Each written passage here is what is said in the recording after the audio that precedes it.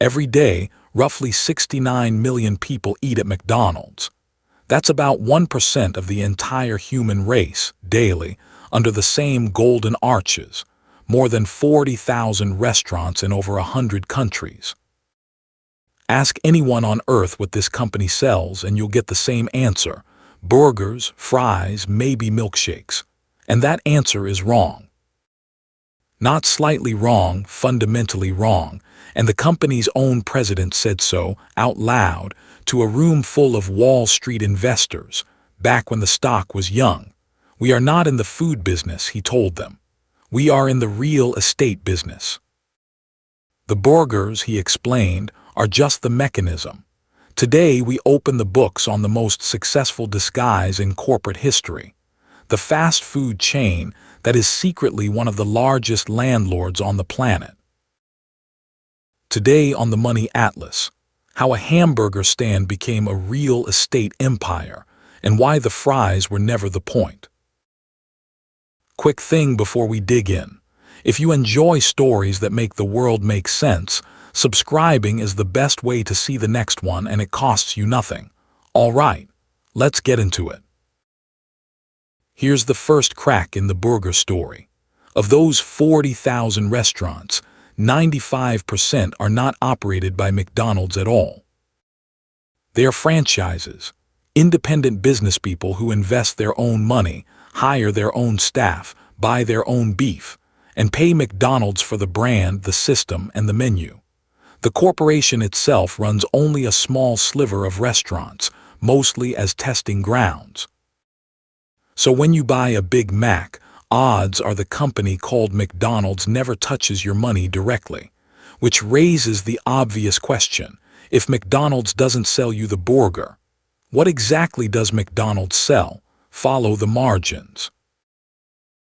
Because the margins tell a story the menu never will. When McDonald's runs a restaurant itself, it keeps about 15 cents of every revenue dollar decent for food service, which is a brutally hard business of wages, waste, and razor-thin pricing. But on revenue from its franchised locations, McDonald's keeps roughly 85 cents of every dollar. 85% margins, that's not restaurant economics. That's software economics. That's landlord economics. One of these two businesses is flipping burgers. The other is collecting checks.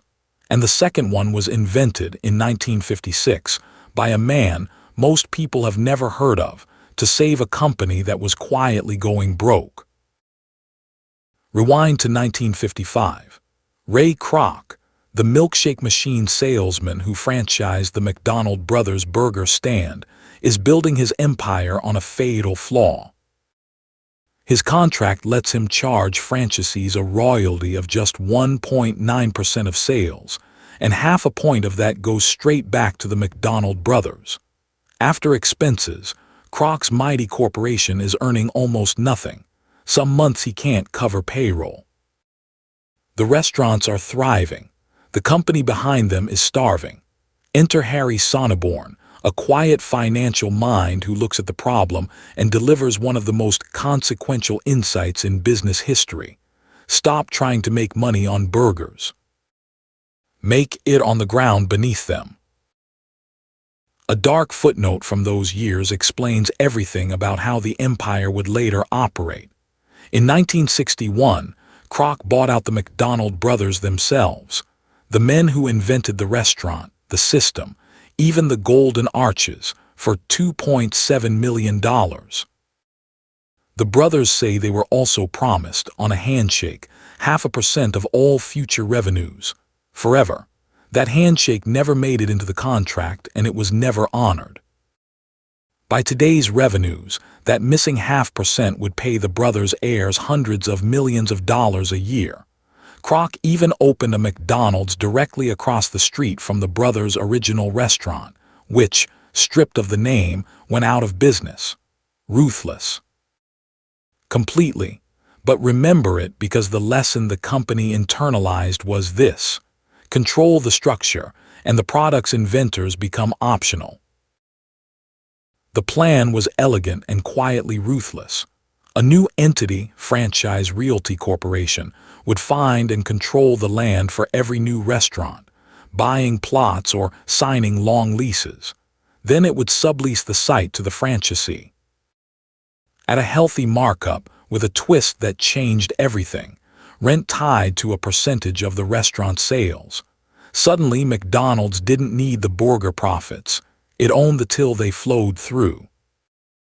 Every improvement in the business, every new sandwich, every ad campaign, every efficiency automatically raised the rent. Croc's Burger Company had become something far more powerful, a real estate company whose tenants were contractually devoted to selling burgers. And the numbers today prove Sonneborn won the argument permanently. Of the money McDonald's collects from its franchisees, rent is nearly $10 billion a year, almost double the $5.5 billion it collects in brand royalties. Read that again. McDonald's earns more from being a landlord than from being McDonald's. The golden arches, the happy meals, the global advertising, all of it, financially speaking, is a tenant acquisition strategy. The company's own filings quietly agree.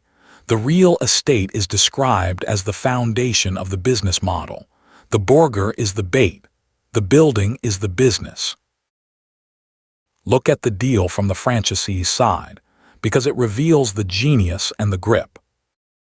To open a McDonald's, you'll invest $1 to $2.5 million of your own money, survive a waitlist and an interview process stricter than most universities, and graduate from the company's actual training campus, Hamburger University.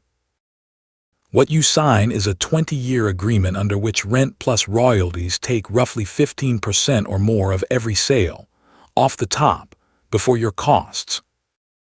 And yet thousands queue for the privilege because the system works. A well-run McDonald's reliably prints money for its operator too. It's a golden handcuff, engineered to stay golden. The genius of the model isn't that franchisees are trapped. It's that they're trapped. And still grateful.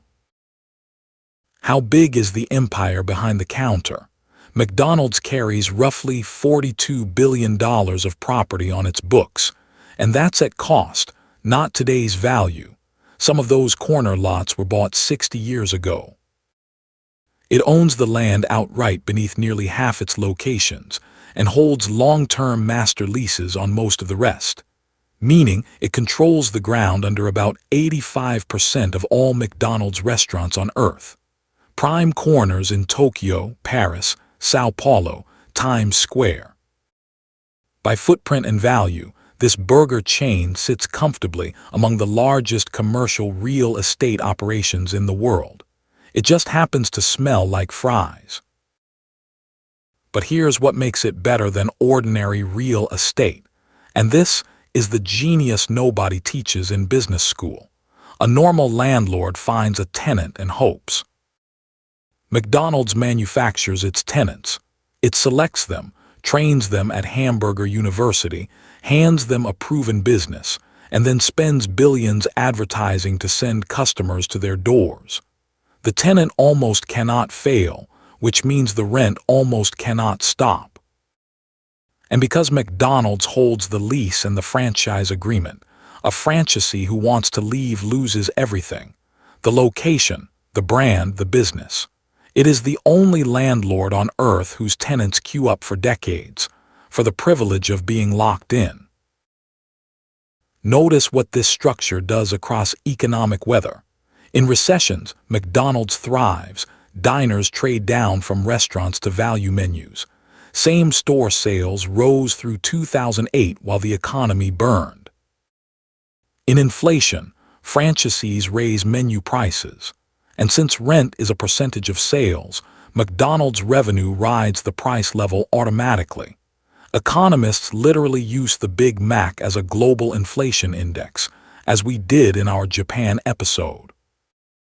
And underneath it all, those corner lots, bought decades ago at farmland prices on roads that became main streets, quietly appreciate, decade after decade. Burgers for recessions, percentages for inflation, land for the long run. The machine has no bad weather setting. Wall Street has noticed, of course. In 2015, activist investors pushed hard for McDonald's to spin its property into a REIT, a real estate trust, arguing the market would value the land at tens of billions more as a separate company. McDonald's refused, and the reason is the whole lesson. The real estate isn't just an asset, it's the control system. Owning the land is what keeps 40,000 independent businesspeople following the playbook, buying the approved equipment, maintaining the standards. Sell the land and McDonald's becomes just a brand, powerful but ordinary. Keep the land, and it remains something unique. An empire where every tenant is also an employee of the system, and every burger pays the mortgage. If you've been following this series, you can hear the pattern clicking into place. Costco barely profits on groceries. The membership fee is the business. IKEA furniture is nearly at cost. The flat pack logistics and your free labor are the business. And McDonald's sells billions of burgers at street-fighting prices because the rent is the business. The world's best companies almost never make their money where you're looking. They build a product everyone understands and hide the economics somewhere structural, a fee, a box, a lease, where competition can't easily follow. The burger has competitors on every corner. The corner itself has none. And the scale this machine reaches is worth pausing on because it's civilizational. 69 million customers a day, roughly 1% of our species daily. McDonald's is, through Happy Meals, the largest toy distributor on Earth. It's among the planet's largest private employers. For millions of people in 100 countries, their first ever job. Its supply chain moves so much beef, potatoes, and lettuce that its purchasing decisions ripple through global agriculture. All of it orchestrated by a company that directly operates almost none of it. A conductor collecting rent from an orchestra of 40,000 independent businesses.